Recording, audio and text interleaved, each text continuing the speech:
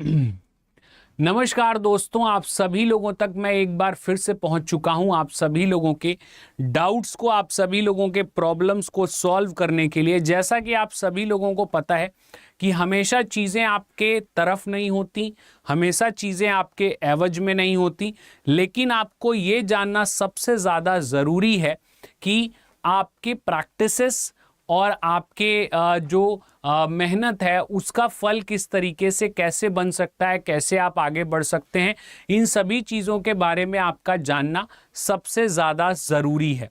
तो यहाँ पे शॉर्ट हैंड के अंदर अगर हम बात करें आप लोगों के प्रॉब्लम्स की, तो जो सबसे ज़्यादा जो है प्रॉब्लम्स आती हैं स्टेनो के अंदर, वो बच्चा ये कहता है कि सर हमने स्टेनो तो सीख ली, लेकिन अब स्टेनो के फॉर्म जो है वो कहाँ पे आएंगे, कब कब हम स्टेनो के फॉर्म जो है भर सकते हैं, कैसे कैसे एग्जामिनेशन आते हैं। फिर दूसरा ये कहता है कि सर हमने स्टेनो तो सीख ली, अब इसमें हमारी जो स्पीड है वो कैसे बरकरार रहेगी, कैसे हम लोग स्पीड स्किल टेस्ट के अंदर अपने स्पीड को बरकरार रख पाएंगे।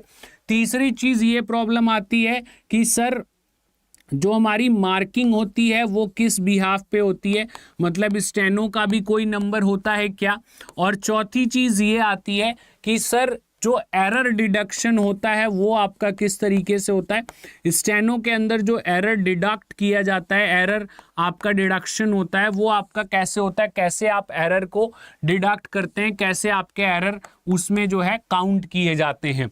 तो ये सभी चीज़ें जो है वो बच्चों को बार बार परेशान करती हैं और बार बार दिक्कत देती हैं कि भाई ये कैसे होता है और कैसे ये चीज़ें चलती हैं। तो आप सभी लोगों को मैं इसके बारे में डिटेल में व्यू देने वाला हूं, डिटेल में नॉलेज देने वाला हूं। सभी मेरे भाई बातों को ध्यान से समझेंगे। तो सबसे पहले चीज़ कि स्टेनो की अगर हम फॉर्म की बात करें, तो आप लोग अगर सोच रहे हो कि सिर्फ एसएससी स्टेनो का पेपर होता है और कोई स्टेनो का पेपर नहीं होता, तो कोई भी बड़ी बात नहीं है कि आप बिल्कुल गलत सोच रहे हो। क्यों? क्योंकि स्टेनो के फॉर्म की अगर बात करें तो एसएससी स्टेनो के अलावा DSSB में भी इसका फॉर्म आता है, DDA में भी इसका फॉर्म आता है, DRDO में भी इसका फॉर्म आता है, CBSE में भी इसका फॉर्म आता है और दिल्ली एम्स में भी इसका फॉर्म आता है। ठीक है, उसके अलावा जो डिस्ट्रिक्ट कोर्ट है उसमें भी इसका फॉर्म आता है, जो आपका हाई कोर्ट है उसमें भी इसका फॉर्म आता है और जो आपका सुप्रीम कोर्ट है उसमें भी इसका फॉर्म आता है। तो अगर आप सोच रहे हो कि सिर्फ हम एसएससी के लिए स्टेनो सीख रहे हैं, तो ये बात भूल जाइए कि सिर्फ एसएससी में ही स्टेनो का फॉर्म आता है। इतनी सारी वैकेंसीज मैंने आप सभी लोगों को गिना दी, इन सभी में स्टेनो का फॉर्म आता है और स्टेनो का फॉर्म आप तभी भर सकते हैं सिर्फ और सिर्फ अगर आपको स्किल टेस्ट आता हो, मतलब आपको स्टेनो आ रही होगी तभी आप स्टेनो का फॉर्म भर सकते हैं, नहीं तो स्टेनो के फॉर्म को भरने का कोई भी फायदा नहीं है।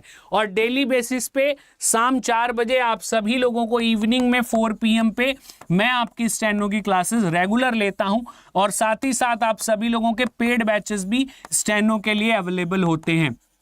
तो अगर आप लोगों को स्टेनो सीखना है तो आप YT के माध्यम से भी सीख सकते हैं, पेड बैचेस के माध्यम से भी सीख सकते हैं। फिर जल्दी से बात करते हैं स्पीड के बारे में। अगर हम स्टेनो की स्पीड यानी डिक्टेशन के बारे में बात करें, तो जो आपके स्टेनो की डिक्टेशन होती है वो कैसे होती है, तो वहां पे आप सभी लोगों को एक बात का ध्यान रखना है कि जो स्टेनो की डिक्टेशन है वो 80 वर्ड पर मिनट, 100 वर्ड पर मिनट, इन दोनों पे टेस्ट होता है। कोर्ट के अंदर 110 वर्ड पर मिनट पे भी टेस्ट होता है, पार्लियामेंट्री में 140 वर्ड पर मिनट पे भी टेस्ट होता है। तो अब आपको ये देखना है कि आपको कौन से एग्जाम को टारगेट करना है और उसके अकॉर्डिंग, अपने एग्जामिनेशन के अकॉर्डिंग अपने डिक्टेशन की प्रैक्टिस करनी है। स्पीड आपकी तब तक मेंटेन रहेगी जब तक आप लगातार स्टेनो को लिखते रहेंगे। अगर मान लीजिए आप शुरू से लेके 1 से लेके 6 महीने तक आपने लगातार स्टेनो करी, फिर आपने जो है 3 महीने का गैप कर दिया, 3 मंथ आपने स्टेनो छोड़ दिया, तो ये मान के चलिएगा कि ये 6 महीने की मेहनत जो है वो 0 हो जाती है। तो स्टेनो के अंदर भले आप रोज आधा घंटा दो, रोज आप 20 मिनट दो, लेकिन डेली देना पड़ता है। अगर आप स्टेनो के स्टूडेंट हैं, स्टेनो की प्रिपरेशन कर रहे हैं, तो लगातार मेहनत करनी पड़ेगी। लगातार आपको एग्जाम का वेट नहीं करना है कि जब एग्जाम आएगा तो तैयारी करेंगे।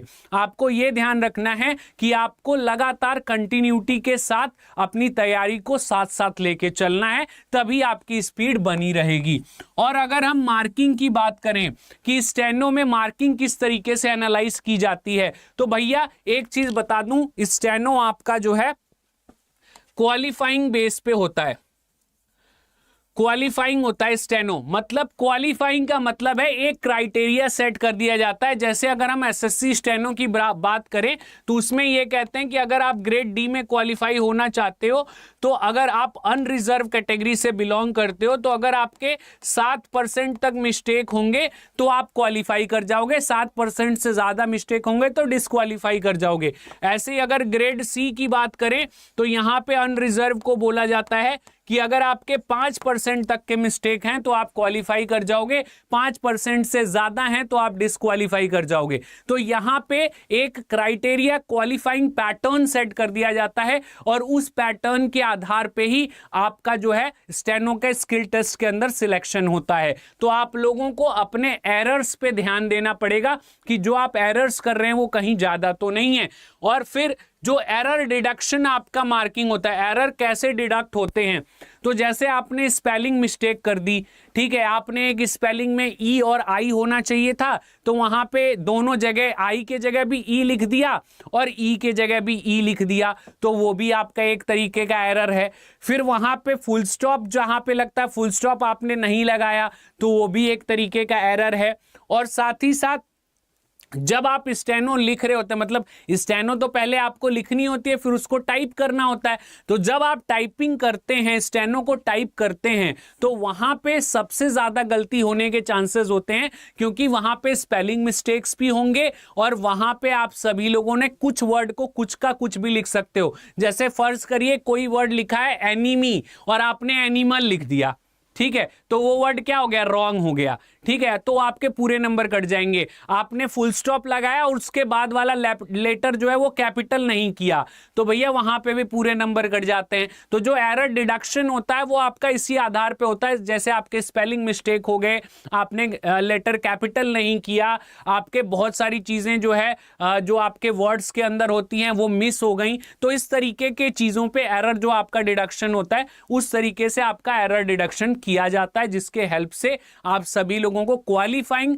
और नॉट क्वालिफाइंग की जो श्रेणी होती है उसमें डाला जाता है। तो अगर आप प्रिपरेशन कर रहे हैं तो आप सभी लोगों को इन सभी चीजों का ध्यान देना पड़ेगा। और मेरी लास्ट बात जरूर गौर करिएगा कि एसएससी स्टेनोग्राफर ही सिर्फ एक पेपर नहीं होता है, ये जितने एग्जाम मैंने आप सभी लोगों को गिनाए हैं ये सभी एग्जाम के अंदर स्टेनो का पेपर आता है। तो अगर आप सोच रहे हो कि आप स्टेनो का प्रिपरेशन करो तो आप सभी लोग इन एग्जाम्स को नोट कर लो, और ये एग्जाम आएंगे और आपको हर साल आएंगे और आप लोग दोगे, तो आप तभी दोगे जब स्टेनो सीख पाओगे। और स्टेनो सीखने के लिए आपको बेसिक से जानकारी चाहिए, पहले स्टेनो का बेसिक पार्ट, फिर डिक्टेशन पार्ट, और वो सभी चीजें आपको अड्डा 24/7 ऐप के माध्यम से भी मिल जाएंगी, और वो सभी चीजें आपको हमारे वाईटी सेशन जो शाम 4 बजे होता है उसके माध्यम से भी मिल जाएंगी। बहुत बहुत धन्यवाद, मिलेंगे अगले सेशन में अगली बातों के साथ।